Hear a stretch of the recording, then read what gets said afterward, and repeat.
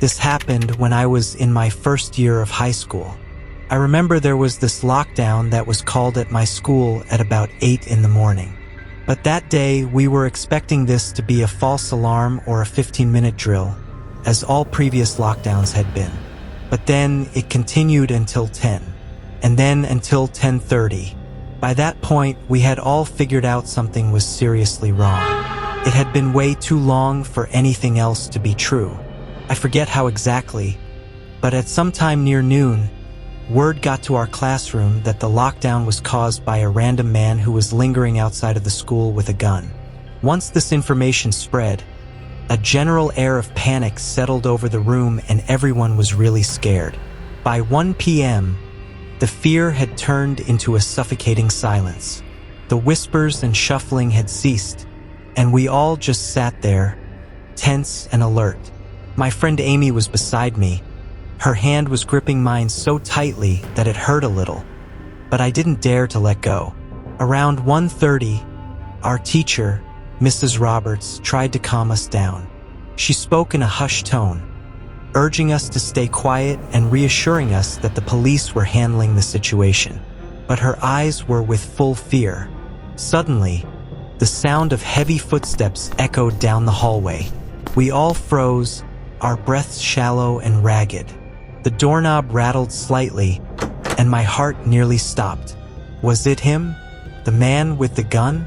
Mrs. Roberts quickly moved to the door, her body shielding us from whatever was on the other side. The footsteps continued past our room, and the tension eased just a fraction. But then there was a loud crash from somewhere down the hall, followed by a scream. It was high-pitched and filled with terror, sending chills down my spine. A few minutes went by like hours as we sat in that room. The air was thick with dread. I glanced at the clock, its hands moving agonizingly slow. It was now 2 p.m. The lockdown had been in effect for 6 hours. Suddenly, the intercom crackled to life. It was the principal's voice, shaky but trying to maintain calm. Students and staff, please remain where you are. Law enforcement is on site and handling the situation. Do not leave your classrooms for any reason. We could hear faint noises outside, sirens, muffled voices, and the occasional bark of a police dog. Despite the principal's assurances, the fear was palpable. Every noise, every shadow, sent waves of anxiety through us. By 3 p.m., exhaustion was setting in. Some students had started crying quietly, while others just stared blankly ahead. My own nerves were frayed, and I could feel the onset of a headache. I wanted to go home, to feel safe again, but that seemed like a distant dream. At 3:30, there was a sudden pounding on our door. "This is the police. We're here to escort you out." Mrs. Roberts cautiously approached the door, her hand shaking as she unlocked it. A group of officers entered, their presence both a relief and a stark reminder of the danger outside. They led us out of the classroom in a single file, instructing us to keep our heads down and stay close together. The hallways, usually bustling with noise and activity, were eerily silent and empty. We passed by shattered glass and overturned furniture, signs of the chaos that had unfolded. As we exited the building, the sunlight was blinding. The fresh air hit me like a wave, and for the first time that day, I felt a glimmer of hope. We were directed to a safe zone where our parents were waiting anxiously. I spotted my mom immediately, her face pale and eyes red from crying. I ran to her, collapsing into her arms. She held me tightly, whispering words of comfort and reassurance. It was finally over. We were safe. But the memories of that day would stay with me forever, as a reminder of how fragile our sense of security truly is sometimes. The man who caused the lockdown was eventually apprehended. He had no connection to the school, no motive that anyone could understand. Just a disturbed individual. In the days that followed, the school tried to return to normal, but the shadow of that day lingered. Counselors were brought in and security measures were heightened. And for a while, every unexpected noise or sudden movement would send us all into a state of heightened alert. The sense of innocence that once defined our school was shattered, replaced by a collective wariness. Looking back, that day taught me more than any class ever could. It showed me the importance of being prepared but staying calm in the face of fear at the same time. The strength we can find in each other during times of crisis is really important. My name is Alex, and actually, I've been in a lockdown last year, in my last day of school. All of this happened to me in April 12, 2023. In the first period, my English teacher let us all off the hook and said we could chill. My friends and I were really excited to go on vacation, and I even had plans to visit Canada. Then the next period came, which was history, and the cycle repeated, until sixth period. In sixth period, I was on my seat opening my YouTube to watch some videos and waiting for the bell to ring, when suddenly the fire alarm rang, scaring all of us. The PA announcement called out, "This is a lockdown." I repeat, this is now a lockdown. Teachers, please lock all doors and don't let anyone out. We have received word from the LAPD that there was an armed suspect snooping around the neighborhood. Students, please remain calm and seated. The room fell silent as the reality of the announcement sank in. My classmates exchanged nervous glances, and I could feel my heart rate quicken. Our teacher, Mr. Thompson, immediately sprang into action, locking the door and turning off the lights. He motioned for us to move away from the windows and huddle in the corner of the room. We sat there in tense silence, the only sound being the occasional whisper and the distant wail of sirens. I clutched my phone tightly, my mind racing with a mixture of fear and disbelief. The minutes ticked by agonizingly slowly, and the air in the room grew heavy with anxiety.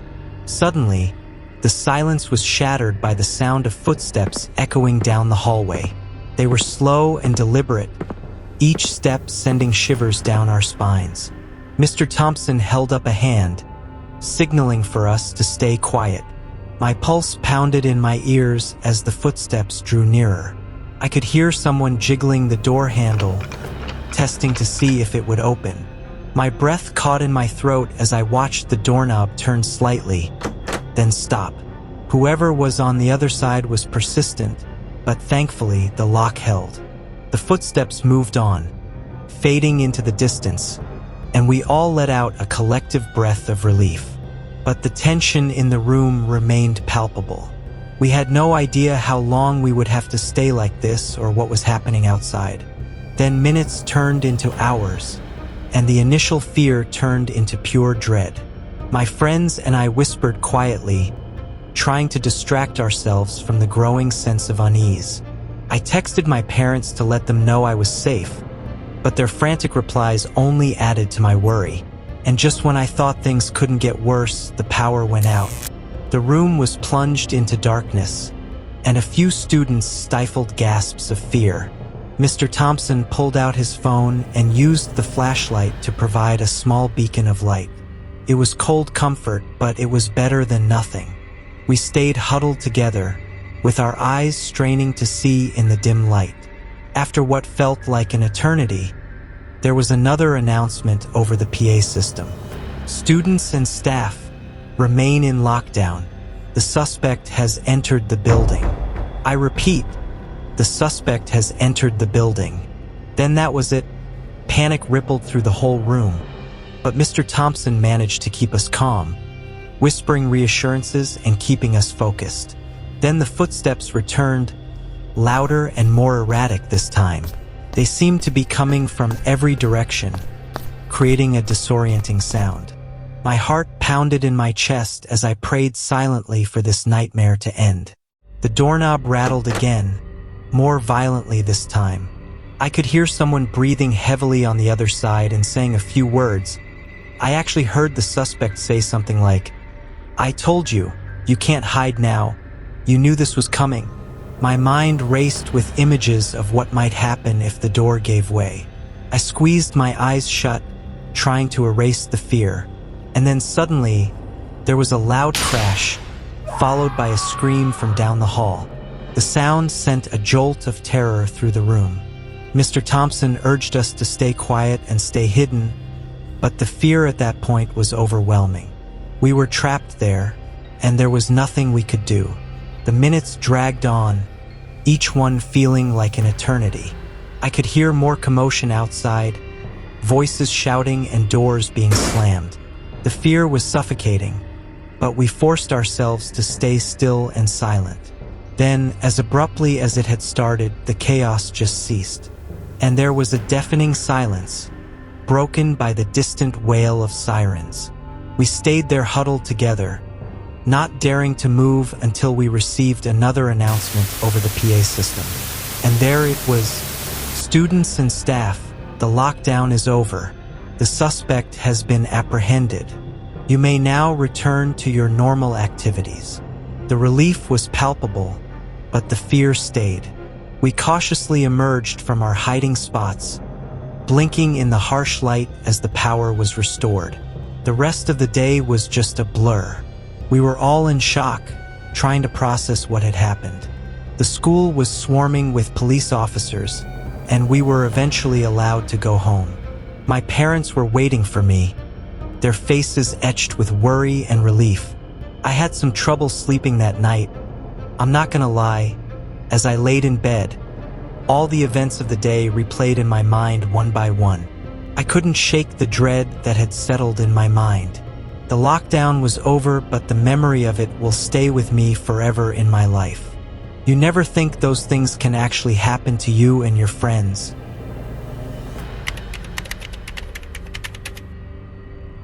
A few years ago, during my sophomore year of high school, just weeks before summer vacation, there was a note that slid into the door of the principal's office. It was a bomb threat. The fire bells began to fire off. The classrooms began to file out in protocol fashion. Then we were all evacuated to the school's courtyard immediately. As we gathered, I noticed a strange tension in the air, something more than just the usual chaos of an evacuation drill. Teachers whispered to each other. Their faces were tight with worry. I glanced around, searching for familiar faces among the sea of students.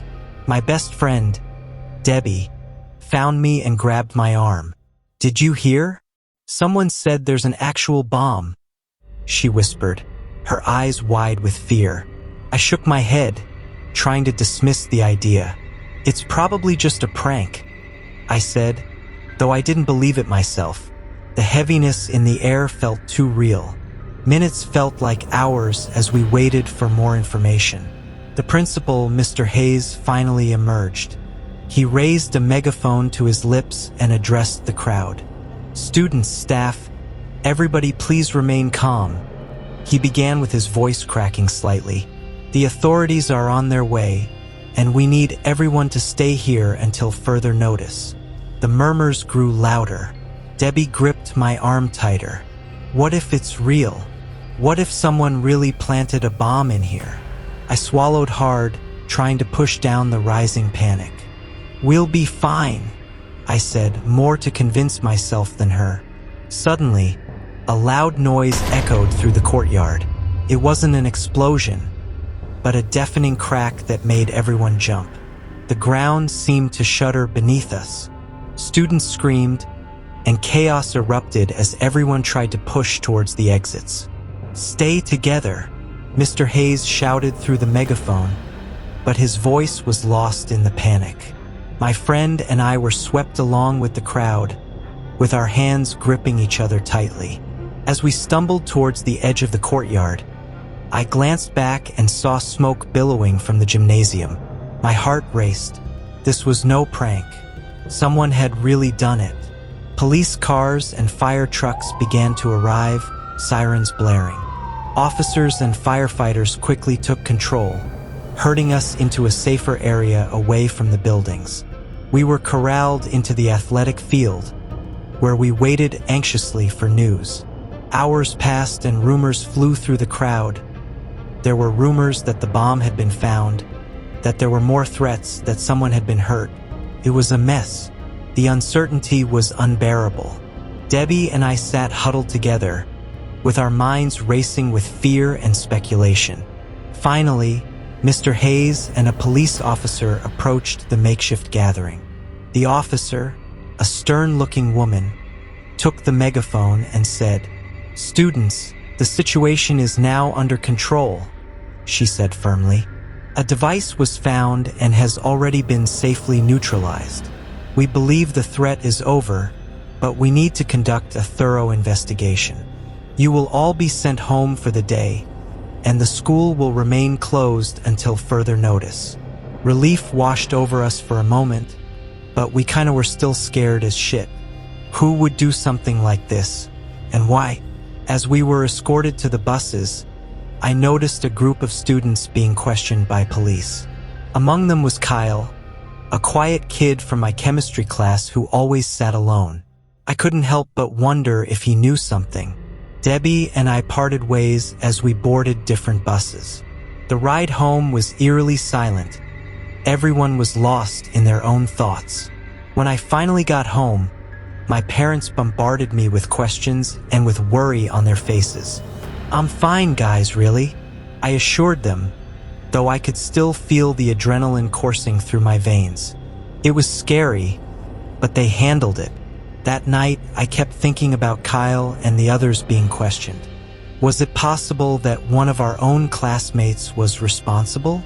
And in the next day, the news confirmed that the device was a homemade bomb, cleverly disguised and planted with the intent to cause maximum disruption. The police had a suspect in custody, but no names were released. Days turned into weeks, and when the summer vacation began, the incident remained as the talk of the town. But gradually, life returned to normal. School reopened in the fall with heightened security, and the memory of that terrifying day faded very, very slowly. But I never forgot the fear I felt or the questions that haunted me at the time. Years later, my little brother started going to that same school, and one day as I was walking the halls of the high school, I would catch a glimpse of Kyle. He was older but still quiet and withdrawn. He had never been charged, and the true culprit was never found. In a way, it was more unsettling than knowing. The idea that someone among us had harbored such malice and had gotten away with it left a permanent shadow on our once safe school. Life went on, but that day remained a stark reminder of the fragility of our safety and the darkness that can lurk beneath the surface of the familiar places.